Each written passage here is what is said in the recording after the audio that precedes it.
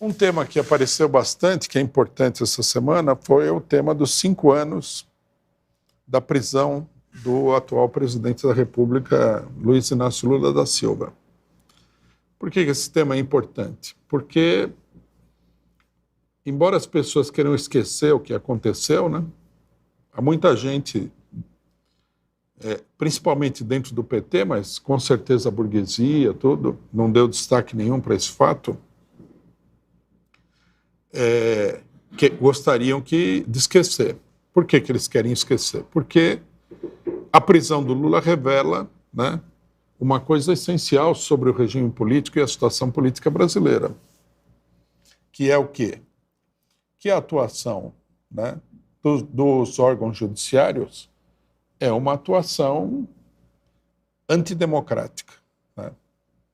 O caso Sérgio Moro, todo mundo, a imprensa burguesa, golpista, não, logicamente que não, mas, digamos, um grande número de pessoas já se convenceu de que esse Sérgio Moro é um delinquente político, judiciário, né, que ele manipulou, falsificou, criou um julgamento farsa para o Lula, né, que queria prender o Lula a todo custo e que essa prisão tinha como objetivo impedir o Lula de participar das eleições, né? O que não é colocado em destaque é a participação decisiva do STF no acontecimento, né? Ninguém quer colocar isso em destaque porque o pessoal acha que, por algum milagre da vida social, da natureza, de potências cósmicas, o STF se transformou num paladino da democracia, né?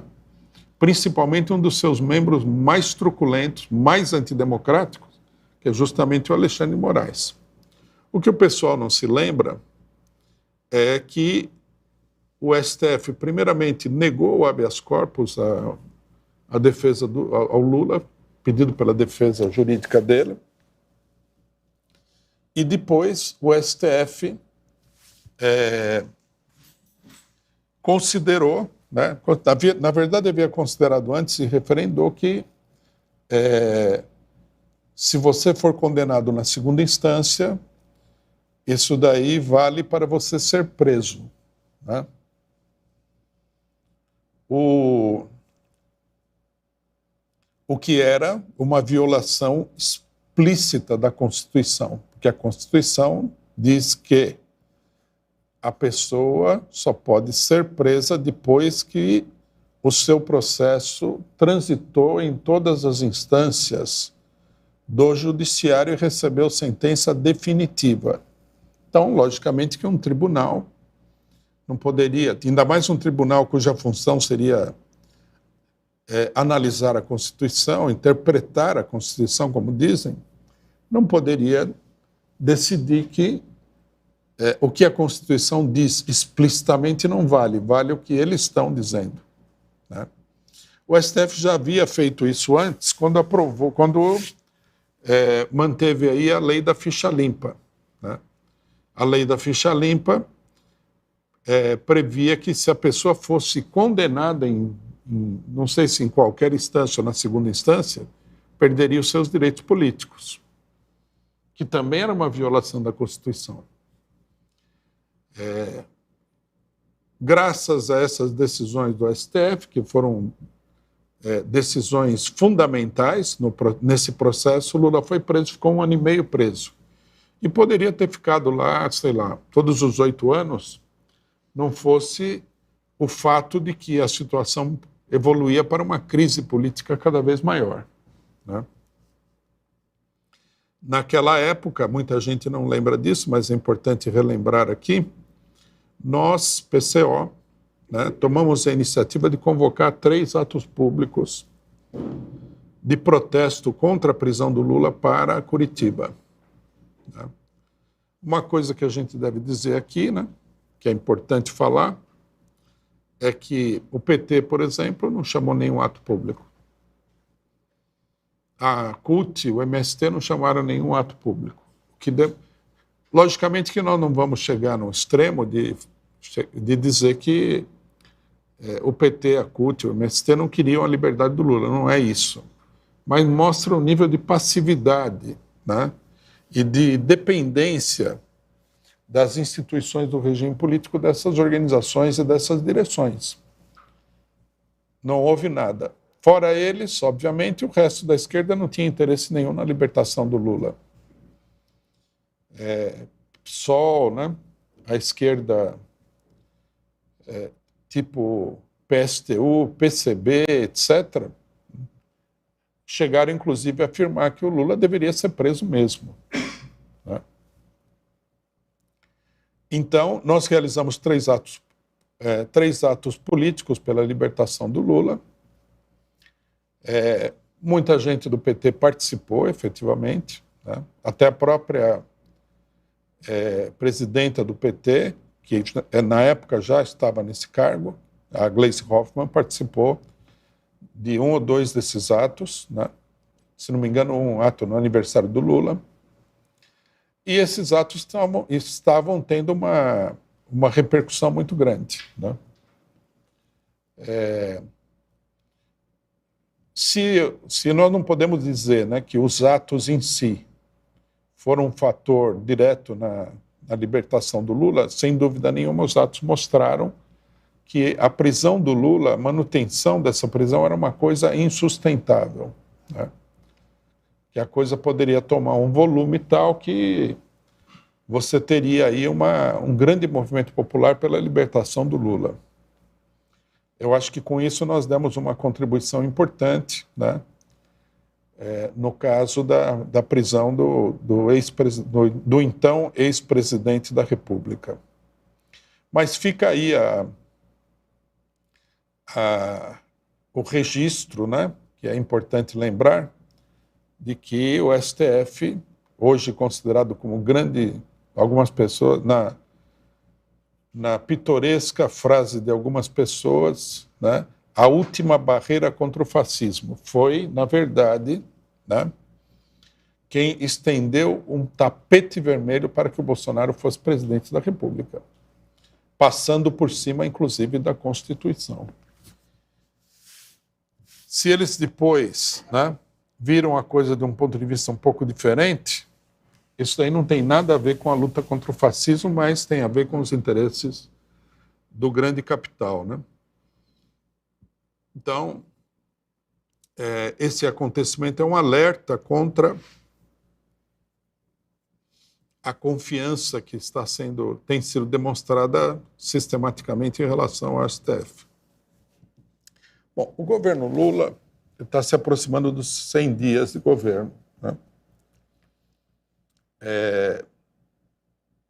O que vai nos colocar a tarefa, em breve, né, de fazer um balanço minucioso desses 100 dias de governo, né?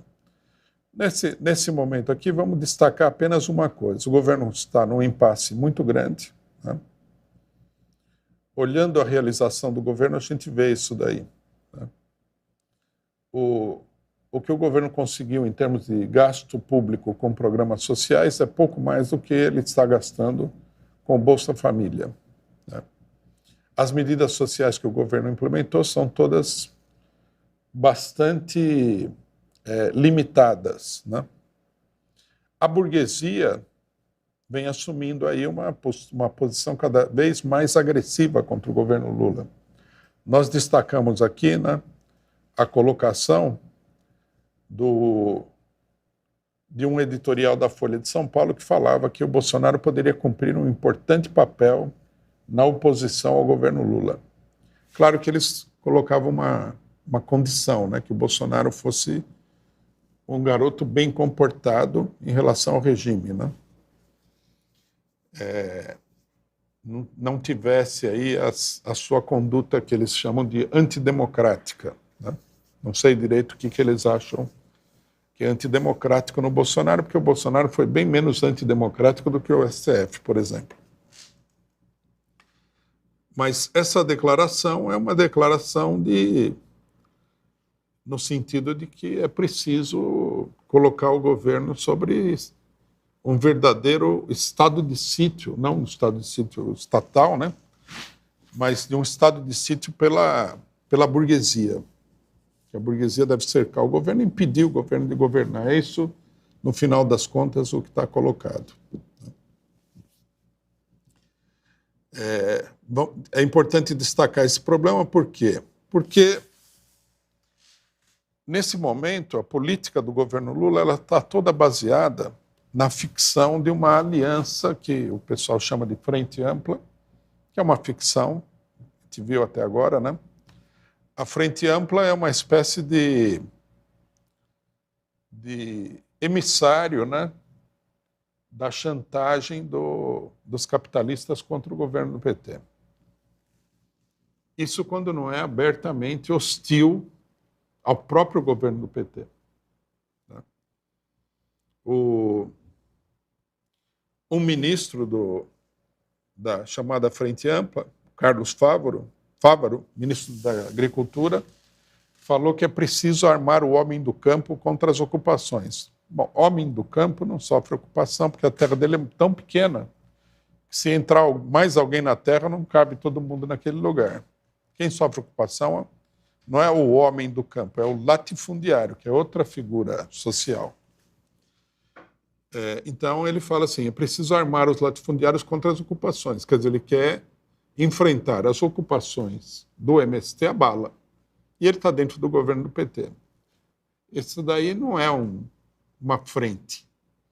Não é uma frente com o governo, é uma frente contra o governo. Aí nós temos a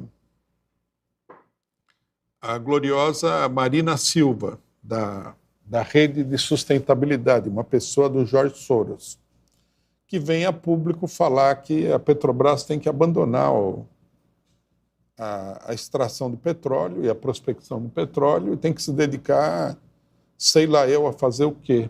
Colocar aí, plantar árvores, né? Ela não explicitou exatamente o que ela quer que se faça. Então, isso também não é uma frente com o governo, isso é uma frente contra o governo, no momento que o governo está lutando desesperadamente para ter algum controle sobre a Petrobras.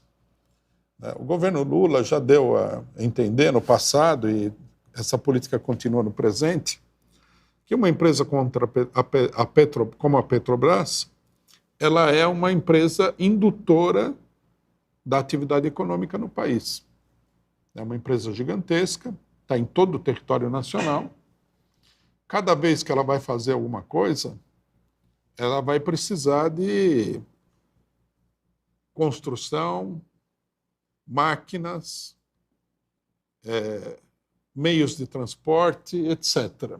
Né? Então, se a empresa amplia a sua atividade, ela está naturalmente aumentando a atividade econômica no país. Essa é a ideia do governo Lula. Né? Aí vem um dos ministros e fala que tem que parar com o petróleo. Se parar com o petróleo, a empresa perde totalmente o seu significado. Né?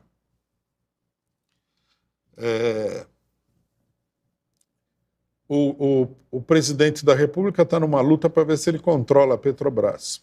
Bom, a Simone Tebet, no Ministério da Economia, praticamente cumpre a mesma função que aquele general que foi colocado como assessor do Toffoli, né? Que é impedir o cara de... A função dela parece ser a de bombardear a política econômica do governo a favor dos grandes capitalistas, do Banco Central, etc. e tal. Então, quer dizer, a Frente Ampla, ela é, em grande medida, uma ficção. A imprensa burguesa, ela dispara as suas baterias todos os dias contra o governo do PT. O Banco Central sabota a política do PT. Os ministros da Frente Ampla, quando não estão sabotando diretamente a política do PT, estão fazendo alguma coisa que desprestigia o governo do PT. Quer dizer, nós chegamos num ponto em que ficou claro que essa Frente Ampla é uma ficção. E todo mundo sabe disso. A burguesia sabe disso daí também. Né? Ela usa os ministros que estão dentro do governo, pressiona esses ministros para que o governo siga a política dela, burguesia, dela, do grande capital e do imperialismo. Isso significa que, mais para frente, né, em algum trecho do caminho que o governo vai percorrer, ele vai ser obrigado a decidir se ele continua com a política de conciliação com a direita, né, representante da burguesia e do imperialismo, ou se ele adota uma posição independente, o que significaria se apoiar quase que exclusivamente nas massas populares, né? Numa discussão ontem eu falei, o Lula teria que escolher se ele vai ser um Boric ou se ele vai ser... Boric talvez seja um pouco um exagero, né?